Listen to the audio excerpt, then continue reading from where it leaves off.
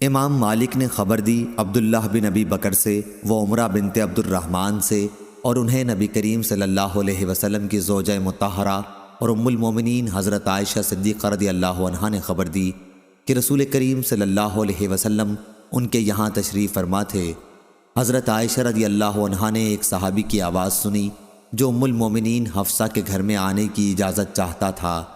حضرت عائشہ رضی اللہ عنہا نے کہا کہ میں نے کہا یا رسول اللہ، میرا خیال ہے یہ حفصہ رضی اللہ عنہا کے دودھ کے چچا ہیں۔ انہوں نے عرض کیا یا رسول اللہ، یہ صحابی آپ کے گھر میں جس میں حفصہ رہتی ہیں آنے کی اجازت مانگ رہے ہیں۔ انہوں نے بیان کیا کہ آپ نے فرمایا میرا خیال ہے یہ فلاں صاحب حفصہ کے رضائی چچا ہیں۔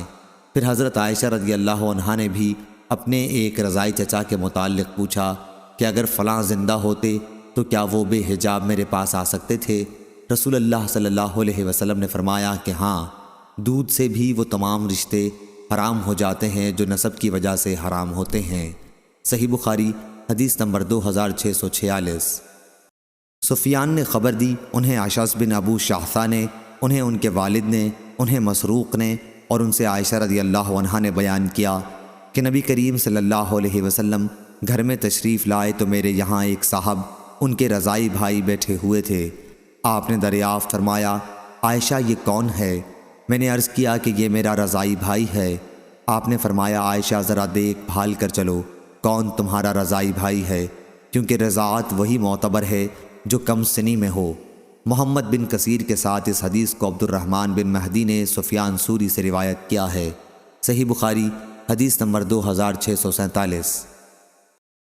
یونس نے بیان کیا، ان سے ابن شہاب نے، انہیں عروہ بن زبیر نے خبر دی کہ ایک عورت نے فتح مکہ پر چوری کر لی تھی۔ پھر اسے رسول اللہ صلی اللہ علیہ وسلم کی خدمت میں حاضر کیا گیا اور آپ کے حکم کے مطابق اس کا ہاتھ کاٹ دیا گیا۔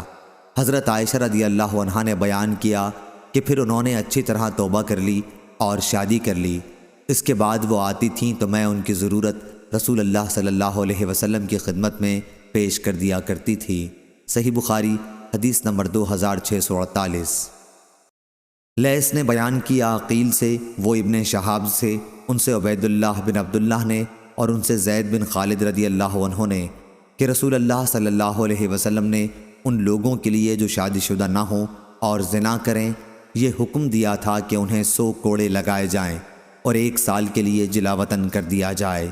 صحیح بخاری حدیث نمبر 2649۔